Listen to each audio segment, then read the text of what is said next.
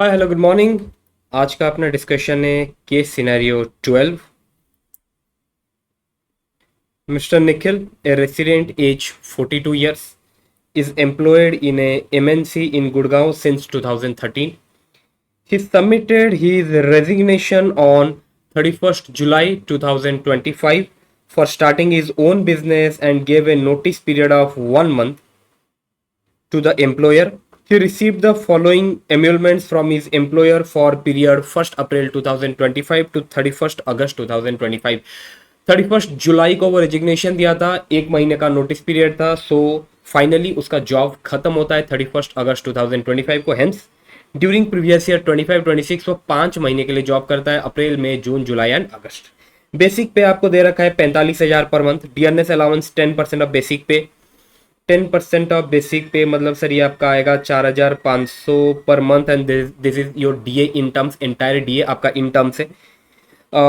Medical allowance 5,000 per month, entertainment allowance 2,500 per month, commission 10,000 per month, employees contribution to RPF 7,500 per month, employers contribution to RPF same amount, employer का contribution भी same है।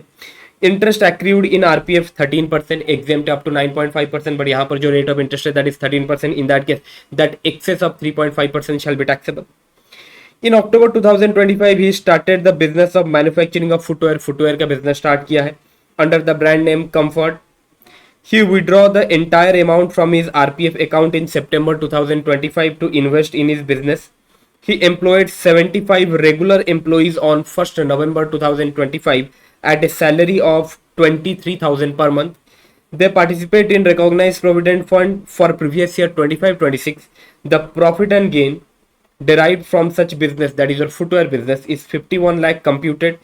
Turnover is 7 crore. Mr. Nikhil received 12% of sales in cash. In 1st December 2025, he purchased a house property of 90 lakhs for self-occupation by taking a loan of 45 lakhs at the rate 10% per annum on same day.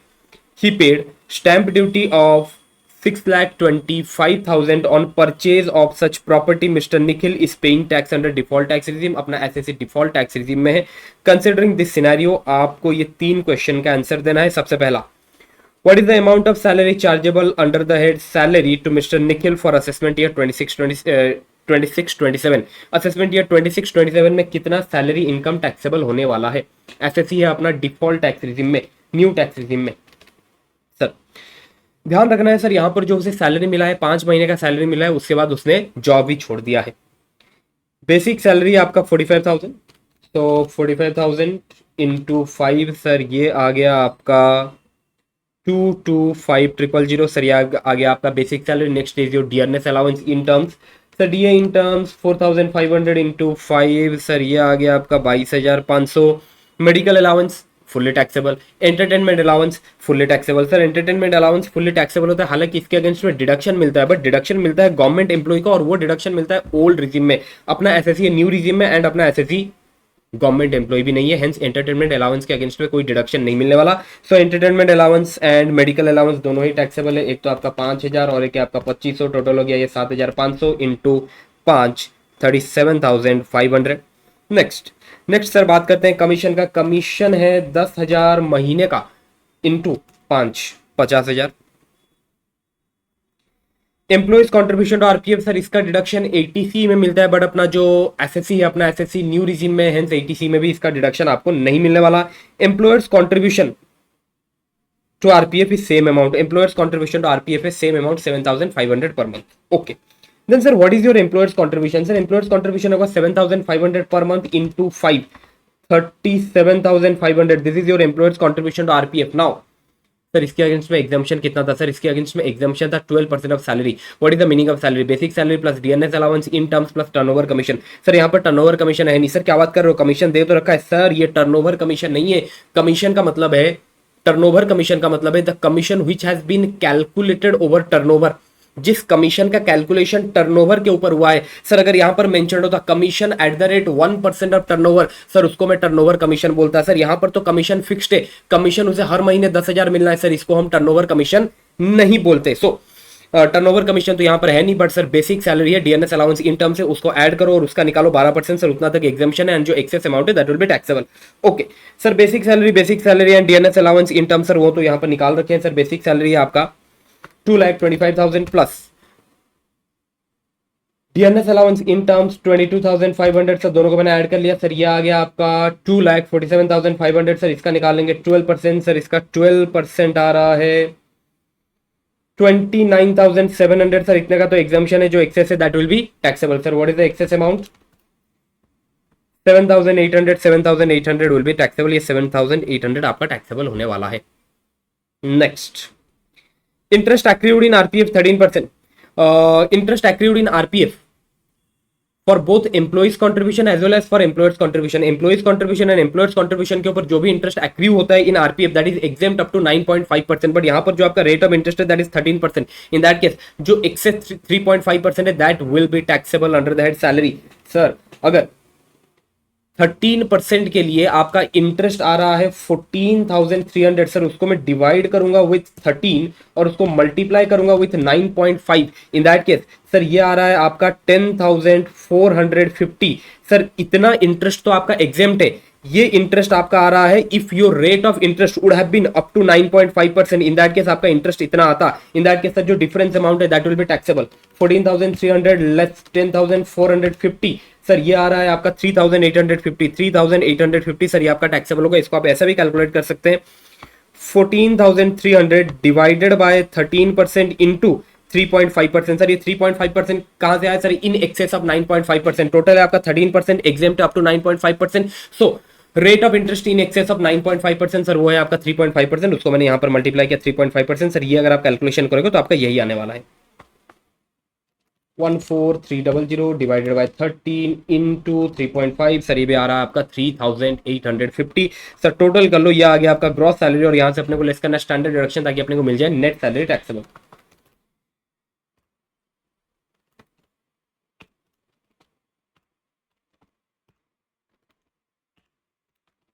Sir gross salary आपका आ रहा है 3,46,650 sir. यहां से अपने को less करना है स्टैंडर्ड डिडक्शन। स्टैंडर्ड डिडक्शन 75,000 का लूंगा बिकॉज अपना जो एसएससी है न्यू रिजीम में।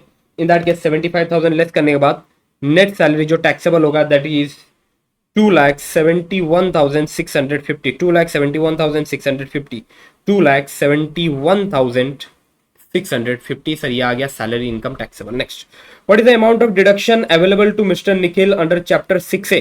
सर चैप्टर 6A का डिडक्शन सर, अपना एसएससी जो है, अपना एसएससी तो न्यू रिजीम में है सर। अगर न्यू रिजीम में है चैप्टर 6A के तो डिडक्शन मिलते ही नहीं है, लेकिन चैप्टर 6A के 3 डिडक्शन न्यू रिजीम में भी अवेलेबल है सर। कौन से 3 डिडक्शन? एक था सर 80 CCD2 और एक था 80 CCH2 और एक था 80 JJAA सर। यहां पर 80 CCD2 तो है नहीं, 80 CCH2 तो है नहीं, बट 80 JJAA जरूर है सर। उसने न्यू बिजनेस स्टार्ट किया था और अपने न्यू बिजनेस में 75 न्यू एम्प्लॉइज को वो जॉब दिया है सर। इनको वो जो भी एम्यूलमेंट पे कर रहा है उसका 30% का उसे डिडक्शन मिलेगा सर। ये बोथ द रिजीम में अवेलेबल है, ये डिडक्शन ओल्ड रिजीम में भी अवेलेबल है, न्यू रिजीम में भी अवेलेबल है। ओके, बट सर एक एम्प्लॉय को आप न्यू एम्प्लॉय तभी मान सकते हो अगर कुछ कंडीशंस कंप्लाई हो रहा हो। सबसे पहला, उनका जो मंथली सैलरी है वो 25,000 से ज्यादा नहीं होना चाहिए सर, कंप्लाइड है सर। उनको जो सैलरी का पेमेंट हो रहा है, सैलरी का पेमेंट बैंकिंग चैनल से होना चाहिए सर। उसके बारे में यहां पर कोई भी जानकारी नहीं दे रखा, तो हम एज्यूम करते हैं कि सर बैंकिंग चैनल से सैलरी का पेमेंट हुआ होगा। ओके, नेक्स्ट सर, ये जो एम्प्लॉइज है, ये जो न्यू एम्प्लॉइज है वो पार्टिसिपेट करें आरपीएफ में। बिल्कुल सर, वो आरपीएफ में पार्टिसिपेट कर रहे हैं इन रिकॉग्नाइज्ड प्रोविडेंट फंड सर, वो कंडीशन भी कंप्लाई हो गया।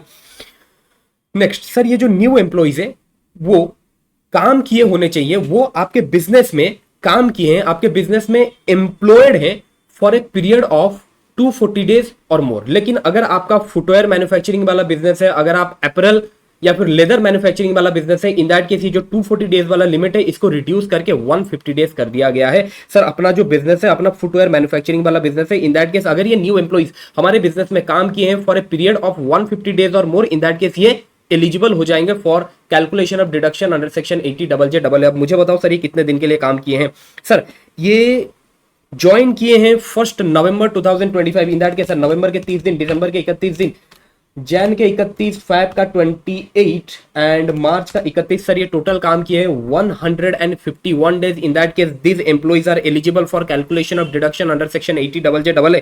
अब सर कैलकुलेशन कैसे करेंगे सर? सबसे पहले तो ये कैलकुलेट करो इनको कितना सैलरी दिया गया है। सर इनको सैलरी दिया गया है 23,000 का। सर 23,000 पर मंथ है। सर ये कितने महीने काम किए हैं? 5 महीने काम किए हैं। What is your number of employees? Sir number of employees है 75। सर इनको टोटल इतना सैलरी दिया गया है। सर डिडक्शन कितना मिलेगा? 30%। डिडक्शन कितना मिलेगा सर? 30% डिडक्शन मिलेगा। 23,000 into 5 into 75 into 30%, that is 258750। 258750 2587,500। Sorry 2587,500, मैंने 50 बोल दिया, 500। So option C 2587,500।